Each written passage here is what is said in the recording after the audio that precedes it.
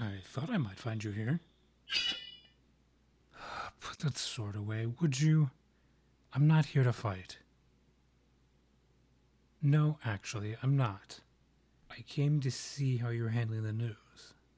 It's not every day that you hear the Druidic Council denounce the High Crown of the Eternal Veils. All for the reasoning that they refused to court anyone, no less. It made for a very... well, it was quite a surprise to us all. Even more so because you were crowned a fair few years ago and have been doing a better job than the vast majority of your predecessors. It's more than a little strange. No, I'm not mocking you. In fact, I think it was a rather stupid decision on the Council's behalf. Rarely do I ever think they've made a bad decision, let alone one that could do more harm than good, but this is... I can hardly believe that the Council would truly believe this would be the best course of action. It's an act that would only lead to the harm of many of the elven folk. It's a difficult thing to say, but I'm quite disappointed in them. I had never thought they were capable of something so moronic. Well, those are certainly some strong words, but I can't help but to agree. It's a move only a fool would make, and yet they've decided that you're unfit to rule, all for the simple reason that you aren't betrothed. What ridiculous reasoning. It's not as if you've ever needed someone by your side to rule.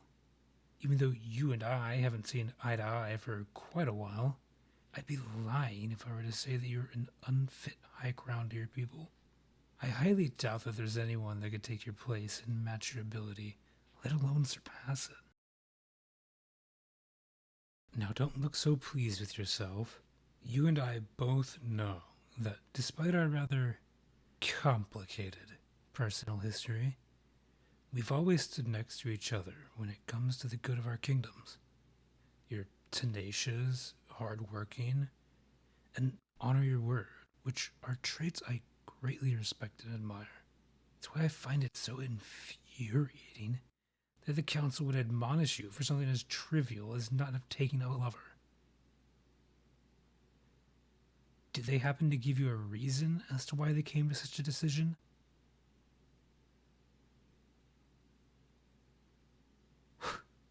How ridiculous.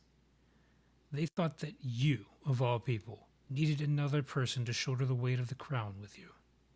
What a foolish notion. You've done fine for years now. Why should you need someone now? I suppose you're right. The reason's not of importance anymore. Now, all that matters is what your response will be. So, what are you planning to tell the council?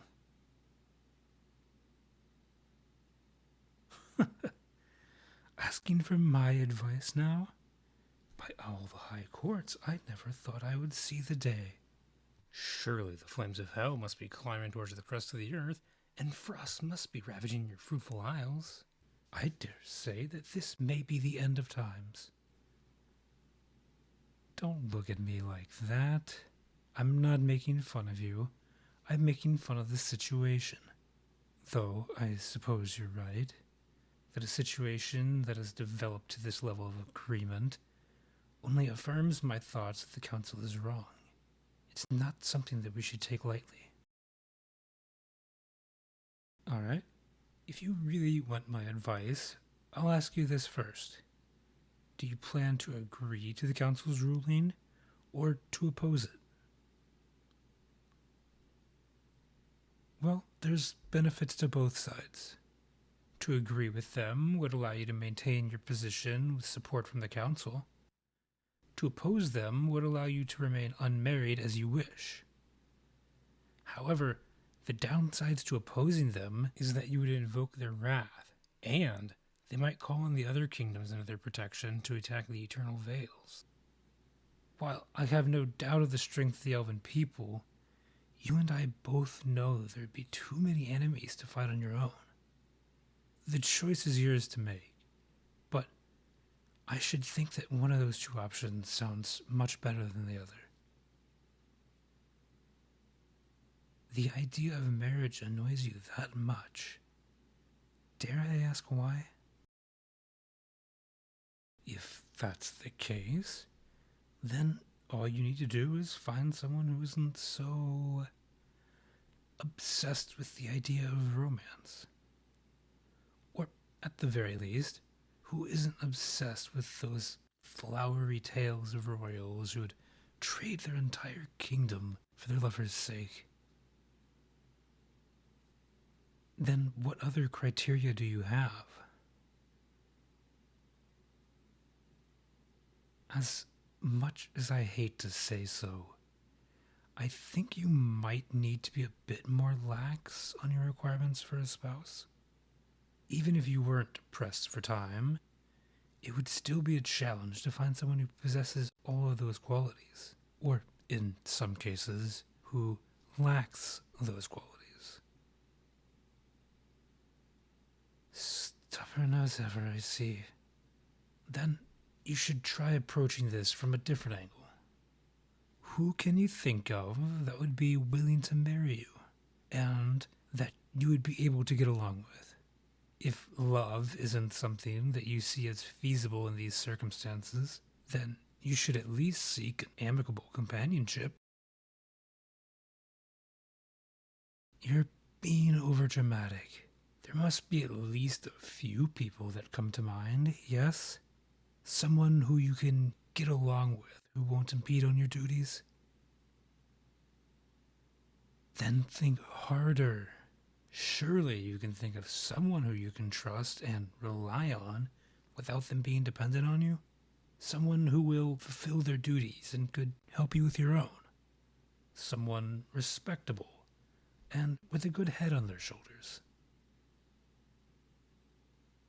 Then, if not that, then perhaps someone who knows you well and can help you in your personal life. Or someone who could keep you company as a friend. Someone you could have an enjoyable conversation with. No? There's no one who you know that would be a reliable, clever, and thoughtful enough partner to consider marriage with? Really?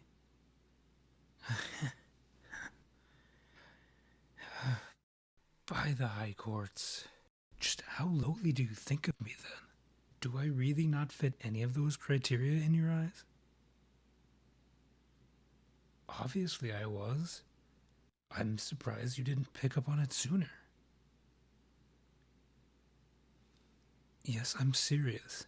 I think I'm more than a viable candidate to be your betrothed. Are you laughing? Really? And what did I say that was so funny? Well, it's not as I'm suggesting that we marry for love, am I? I'm merely suggesting that this is for the sake of convenience. If anything, a marital union would be the only plausible course of action for the both of us. Don't tell me that you haven't thought past the immediate implications of this demand from the council. I'd imagine that you were only the first to be forced into this position because you're the only one who has most loudly refused to consider entering a relationship. However, I highly doubt that you'll be the only one whose arm is twisted into making this choice.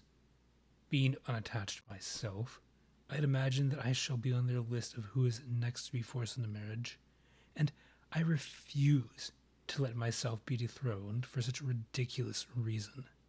If the two of us were to marry, it would resolve the problem.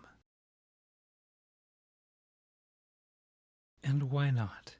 I dare say that our marriage is the best possible outcome at this point. We already understand each other and the situation we're in. We both know what we want out of this relationship and can continue on with our duties uninterrupted. And so long as we both found a spouse, the council can't complain about our decision. Though it may take away our chance to marry for love, there's no better solution. No, I don't mind losing that choice. As it stands, I see no one that I could find an affection for, and if I'm to marry anyway, then you're far from the worst possible candidate. Dare I say it, you're actually one of the best. I mean every word.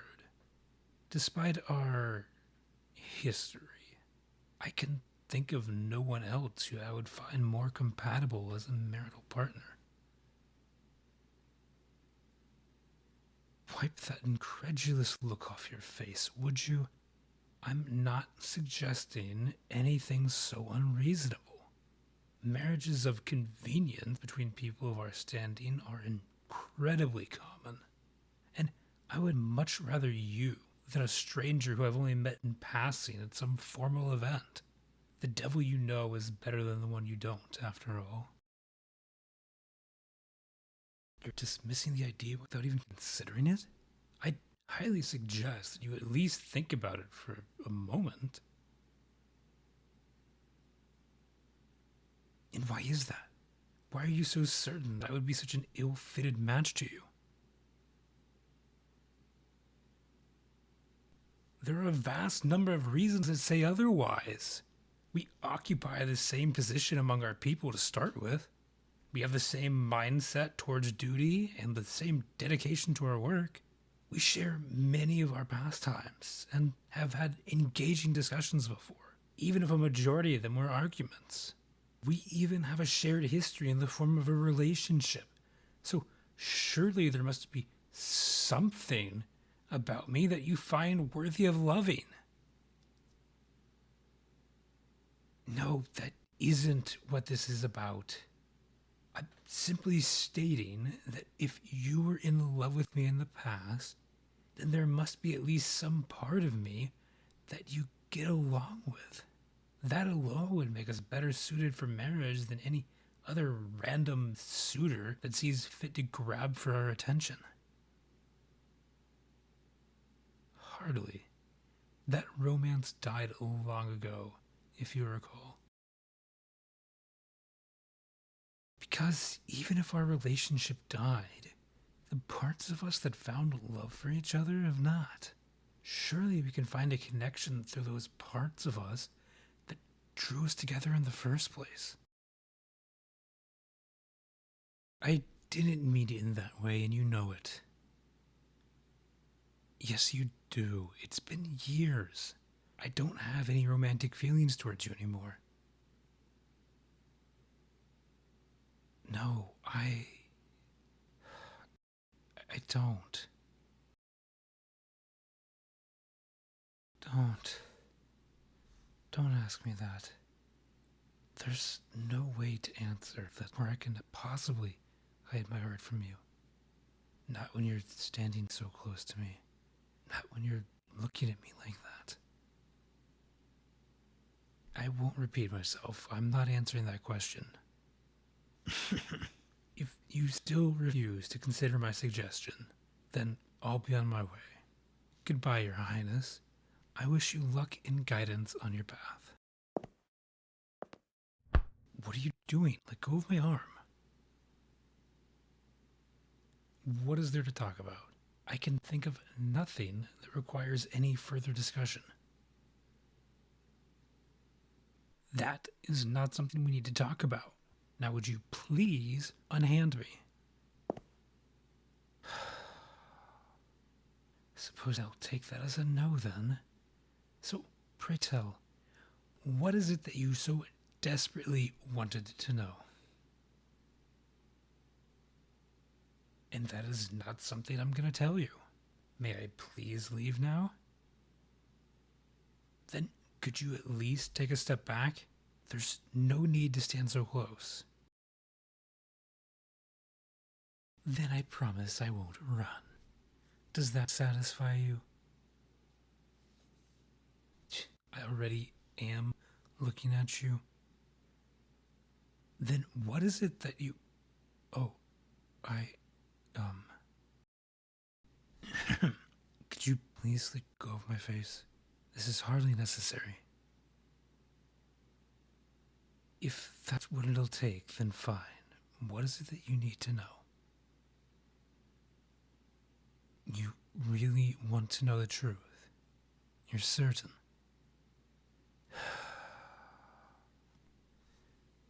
The truth is that, yes, I do still love you. With a full, aching heart do I love you. You have a hold on my mind that I have not the words to explain. And I know that even if I were to try, I'd only succeed in getting tangled in my own thoughts of you. To get lost in you is my greatest dream. And yet, where once it was so close, it's now so far. To be honest, I doubt I ever truly stopped loving you. Even in the moment where we decided to part ways, my heart was yours, just as it was every moment before, and has been every moment ever since. For the sake of our people, we'd said, and yet it was only you that I could think of. My heart, I fear, will always long for you. Even if you were to dig your fingers into my chest and pull it from under my ribs, my heart would belong to you, and to you alone.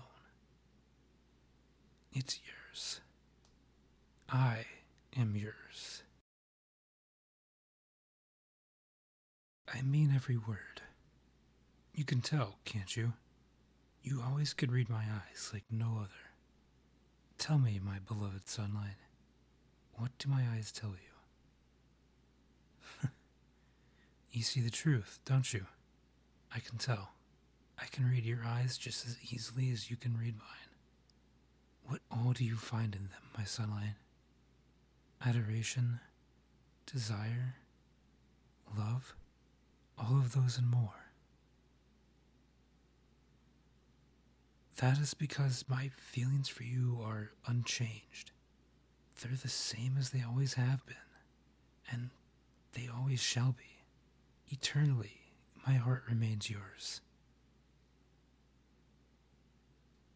Yes, I'll admit that my marriage proposal might perhaps have ulterior motives, but there truly is some logic behind such a move. It's true that my benefits would be more of a personal sort, but there will also be personal benefits on your end. Of course.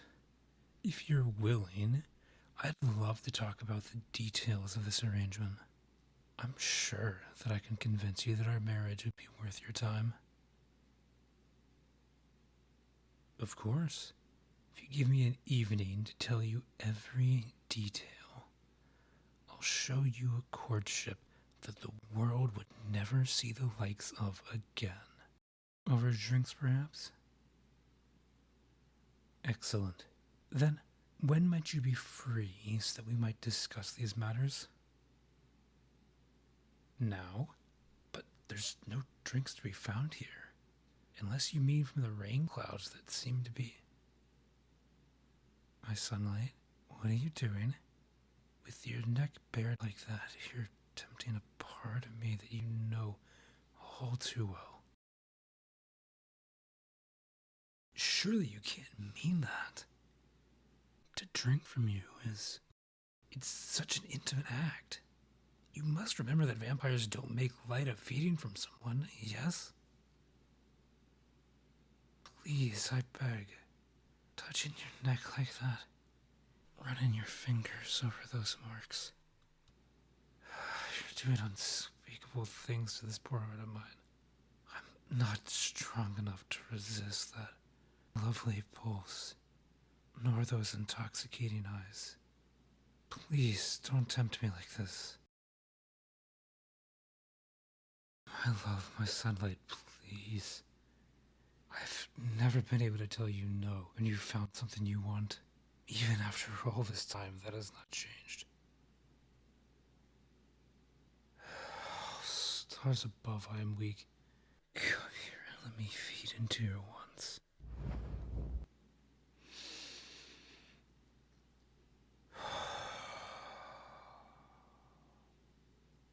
You are the sweetest form of wicked. You know that? Such a sweet demise you are.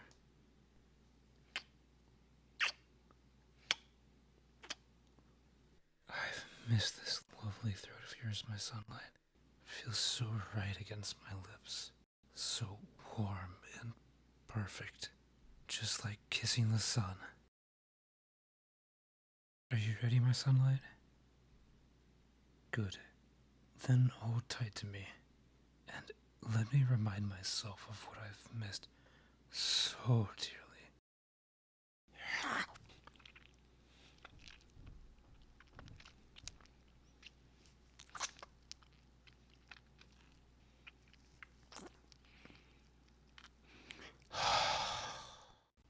By the high courts in your blood, my memory was no match for the real thing. I think it might be pulling my heart towards you even more.